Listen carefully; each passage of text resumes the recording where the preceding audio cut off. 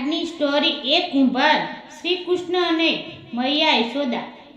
નમસ્કાર મિત્રો, સ્વાગત છે તમારું અમારી ચેનલ અંતરની વાર્તામાં. તો મિત્રો, આજની વાર્તા એક કુંભાર અને શ્રી કૃષ્ણ અને મૈયા યશોદા સાથે જોડાયેલી છે.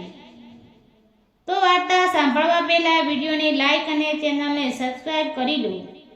તો મિત્રો, આ કથા જે સાંભળશે તેનું 84 લાખ યોનિમાંથી મુક્તિ મળશે અને તે વૈકુંઠ ધામ જાય છે. એક વ્યક્તિની વાત છે કે યશોદા મૈયા પ્રભુ શ્રી કૃષ્ણની ફરિયાદથી કંટાળી ગયા અને લાકડી લઈને શ્રી કૃષ્ણ તરફ દોડ્યા.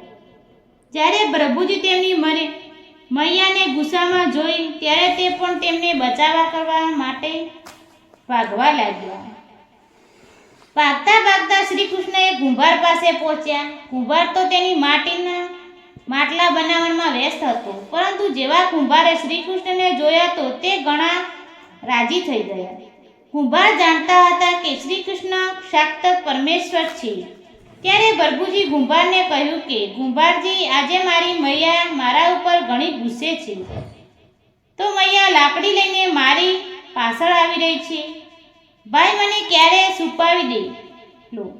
ત્યારે કુંભાર શ્રી કૃષ્ણને એક મોટો માટલાની અંદર છુપાવી લીધા. થોડીક ક્ષણોમાં મૈયા યશોદા પણ ત્યાં આવી ગઈ અને કુંભારને પૂછવા લાગી, ભાઈ, તમે મારા કન્યાને ક્યાંય જોયા છે? શું કુંભારે કહી દીધું, નહીં મૈયા, મેં કનૈયાને નથી જોયા. શ્રી કૃષ્ણ અને બધી વાત મોટા એવા માટલાની અંદર છુપાવીને સાંભળી રહ્યા હતા. મૈયા તો ત્યાંથી ચાલી ગઈ. હવે પ્રભુ શ્રી કૃષ્ણ કુંભારને કહે છે, કુંભારજી, જો મૈયા જતી રહી હોય તો મને આ માટલામાંથી બહાર કાઢો. કુંભાર બોલ્યા, એવી રીતે નહીં પ્રભુજી, પહેલા મને 84 લાખ યોનિઓ બંધમાંથી મુક્ત કરવાનું વચન આપો. ભગવાન હસ્યા અને કહ્યું, ઠીક છે, હું તમને 84 લાખ યોનિઓમાંથી મુક્ત કરવાનું વચન આપું છું. હવે તો મને બહાર કાઢી દો. કુંભાર કહેવા લાગ્યા, મને એકલો નહીં પ્રભુજી, મારા કુટુંબવાળા તમામ લોકોને પણ 84 લાખ યોનિઓમાં બંધનમાંથી મુક્ત કરવાનું વચન આપો. તો હું તમને આ માટલામાંથી બહાર કાઢું. પ્રભુજી કહે છે, ચાલો ઠીક છે, તેને પણ 84 લાખ યોનિઓનું બંધનમાંથી મુક્ત કરવાનું વચન આપું છું. હવે તો મને માટલામાંથી બહાર કાઢી દો. હવે કુંભાર કહે છે, બસ પ્રભુજી, એક વિનંતી બીજી છે, તે પણ પૂરી કરવાનું વચન આપી દો તો હું તમને મટકામાંથી બહાર કાઢીશ. ભગવાન બોલ્યા, તે પણ જણાવી દો, શું કહેવા માંગો છો? હું કુંભાર કહેવા લાગ્યો, પ્રભુજી, તમે જે માટલાની અંદર છુપાવો છો તેની માટી મારા બળદ ઉપર લાદીને લાવવામાં આવી છે. મારા બળદને પણ 84 ના બંધમાંથી મુક્ત કરવાનું વચન આપો.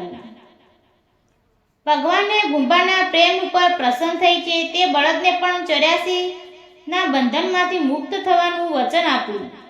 પ્રભુ બોલ્યા, હવે તો તમારી તમામ ઈચ્છા પૂરી થઈ ગઈ, તો મને માટલામાંથી બહાર કાઢો. ત્યારે કુંભાર કહે છે, હમણાં નહીં ભગવાન, બસ એક અંતિમ ઈચ્છા છે, તે પણ પૂરી કરી દો. અને તે જ જે પણ પ્રાણી આપણા બંને વચ્ચે આ સવાલ સાંભળે છે તેને પણ તમે 84 લાખ યોનિઓથી બંધનમાંથી મુક્ત કરશો. બસ આ વચન આપી દો તો હું તમને આ માટલામાંથી બહાર કાઢી દઈશ. કુંભારની પ્રેમ ભરેલી વાતો સાંભળીને પ્રભુ શ્રી કૃષ્ણ ઘણા ખુશ થયા અને કુંભારની આ ઈચ્છા પણ પૂરી કરવાનું વચન આપ્યું. પછી કુંભાર બાળકૃષ્ણને માટલામાંથી બહાર કાઢી દીધા. તેના ચરણોમાં સાષ્ટાંગ પ્રમાણ કર્યા. પ્રભુજીના ચરણો ધર્યા અને ચરણામૃત લીધું. પોતાની આખી ઝૂંપડીમાં ચરણામૃતનો છંટકાવ્યો કર્યો અને પ્રભુજીને ગળે લગાવીને રડવા કે પ્રભુજી વિલન થઈ ગયા. જરા વિચારો, જે બાળ શ્રી કૃષ્ણ 7 કોસલા લાંબા પોચા ગોર્ધન પર્વતને તેની ટચલી આંગળી ઉપર ઉઠાવીને શકે છે, તો શું તે એક કડો નથી ઉઠાવી શકતા? પરંતુ પ્રેમ વગર રીજે નહીં.